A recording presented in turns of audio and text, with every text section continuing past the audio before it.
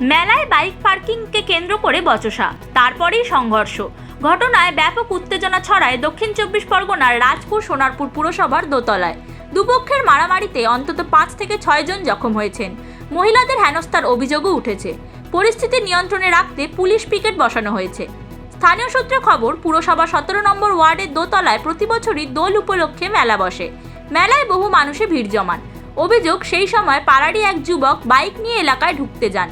অভিযোগ, স্থানীয় কয়েকজন ওই যুবককে বাইক পার্কিংয়ে রাখতে বলে এবং সেই বাবদ টাকাও দাবি করে। যুবকের দাবি, তার বাড়ি এলাকাতেই, বাইক নিয়ে ঢুকতে আপত্তি কোথায়? এই নিয়ে প্রথমে কথা কাটাকাটি, পরে তা হাতাহাতিতে গড়ালেও কিছুক্ষণের মধ্যে পরিস্থিতি স্বাভাবিক হয়। অভিযোগ, এরও কিছুক্ষণ পরে রড, লাঠি, বাঁশ ও ইট কাঠ নিয়ে একে অন্যের উপর হামলা চালায়। সঞ্জয় সাউ, সোমা ঘোষ, দেবাশিস দাস ও ঋতুপর্ণা ঘোষ সহ একাধিক জন জখম হন। তাদের প্রাথমিক চিকিৎসা হয়েছে। ঋতুপর্ণার বক্তব্য, প্রথম দফায় ঝামেলা মিটে গেলেও ফের একদল যুবক হামলা চালায়। মেয়ে, বউ, বাচ্চা কাউকেই রেয়াত না করে এলোপাথারি মারধর করে। পাড়া থেকে লাঠি, তোমার লোহা রড, শাবল, বাঁশ, ইট যা পেয়েছে এসে ছুঁড়ে ছাড়ে সবাইকে মারছে। মেয়ে, বউ, বাচ্চা কাউকে মারেনি, মানছে না।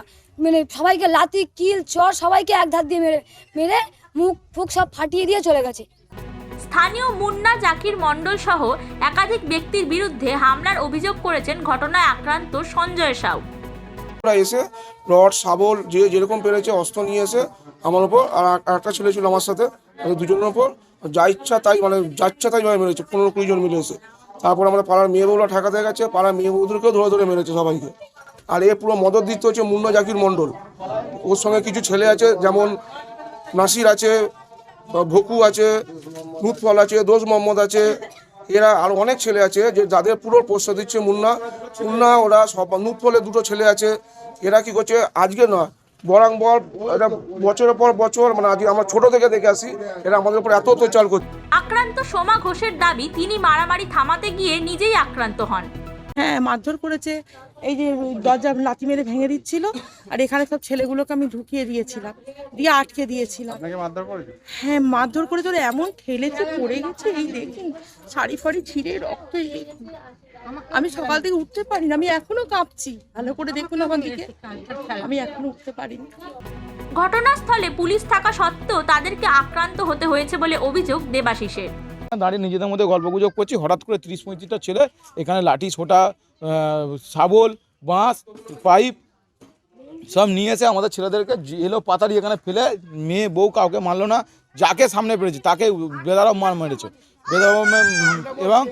এবং হচ্ছে এখানে হচ্ছে আপনার 3টে পুলিশ অফিসার দাঁড়িয়ে আছে, তারা কিছু বলছে না।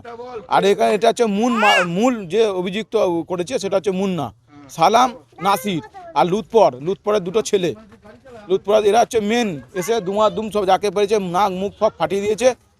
একাধিক নেতার ঘনিষ্ঠ বলে এলাকায় পরিচিতি রয়েছে মুন্না জাকির মণ্ডলের। তৃণমূলে একাধিক নেতার সঙ্গে তার ছবিও রয়েছে। যদিও অভিযুক্তের বক্তব্য এখনো জানা যায়নি।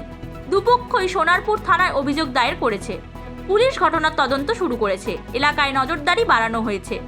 দক্ষিণ 24 পরগনার রাজপুর থেকে শশাঙ্ক মণ্ডলের রিপোর্ট, হিন্দুস্তান নিউজ পয়েন্ট।